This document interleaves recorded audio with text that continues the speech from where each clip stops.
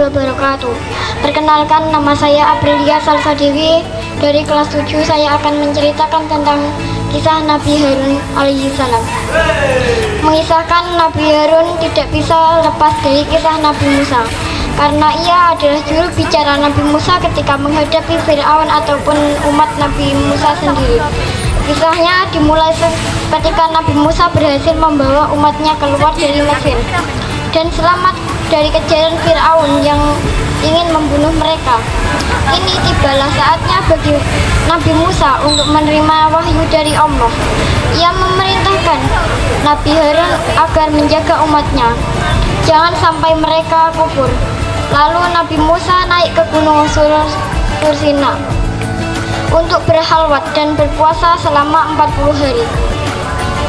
Di atas gunung Nabi Musa kemudian memohon kepada Allah, "Ya Tuhan, dapatkah aku melihat Engkau?" Allah berfirman, "Engkau tidak akan sanggup melihatku, tetapi cobalah lihat bukit itu. Jika ia tetap berdiri tegak di tempatnya, maka kau akan dapat melihatku."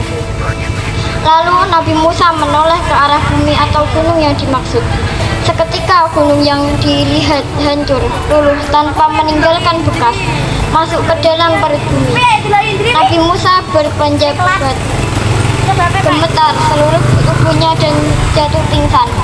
Setelah sadar, ia bertasbih dan bertahmid raya, memohon ampun atas pelancangan itu.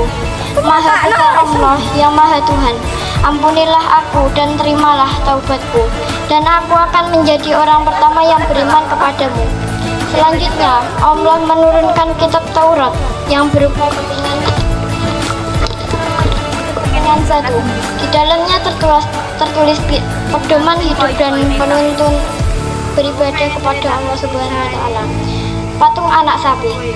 Ketika Nabi Musa turun dari bukit Tursina, ia terkejut, kaumnya telah tersesat. Mereka berpesta pora dan menyembah patung anak sapi yang terbuat dari emas. Nabi Musa menegur saudaranya, yaitu Harun yang telah dititipi agar menjaga umatnya.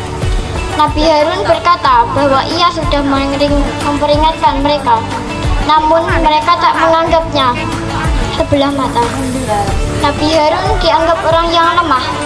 Setelah diselidiki, ternyata Samirilah orang yang mengajak orang-orang membuat patung anak sapi dan menyembahnya. Nabi Musa marah seketika sekali Samiri diusir. Tidak boleh bergaul dengan masyarakat, sebab Samiri terkena kutukan.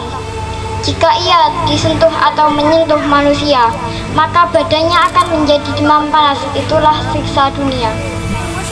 Adapun nanti di akhirat, ia akan dimasukkan ke dalam neraka.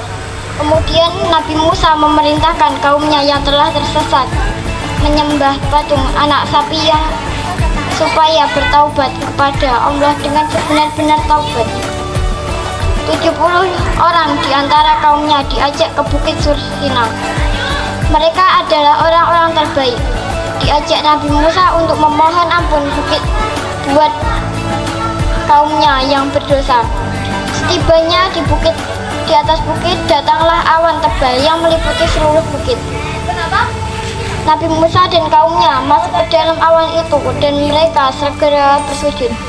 Selagi bersujud itu, mereka mendengar percakapan Nabi Musa dengan Tuhannya. Pada saat itu timbullah keinginan di benak mereka untuk 10 firman Allah yang tersebut di dalam kitab Taurat. 1. Tidak ada Tuhan selain Allah. Jangan menyembah selain Allah. 2. Jangan menyekutukan Allah dengan apapun. 3. Jangan bersumpah dengan nama Allah secara sembarangan. 4. Rayakan hari Sabat, hormati sebagai hari suci. 5. Hormati ayah dan ibumu. 6. Jangan membunuh. 7. Jangan berzina. 8. Jangan mencuri. 9. Jangan memberikan kesaksian palsu. 10. Jangan menginginkan kepunyaan orang lain, baik rumah, istri, dan harta dan bendanya. Setelah Nabi Musa selesai bercakap-cakap dengan Allah, Mereka berkata kepada Nabi Musa, "Kami tidak akan beriman kepadamu sebelum kami dapat melihat Allah dengan terang." Sebagai jawaban kontan atas kelancangan mereka itu, Allah mengirimkan halilintar yang menyambar dan merenggut nyawa mereka sekaligus. Nabi Musa sedih melihat nasib sekelompok 70 itu. Mereka adalah orang-orang yang terbaik yang dikumpulkan dari kaumnya. Ia memohon kepada Allah agar mereka diampuni dosanya dan dihidupkan lagi. Allah mengabulkan doanya. 70 orang yang sudah mati itu dihidupkan lagi. Nabi Musa kemudian menyuruh orang-orang itu bersumpah untuk berperang berpegang teguh dengan kitab Taurat sebagai pedoman hidup, melaksanakan perintahnya dan menjauhi larangannya.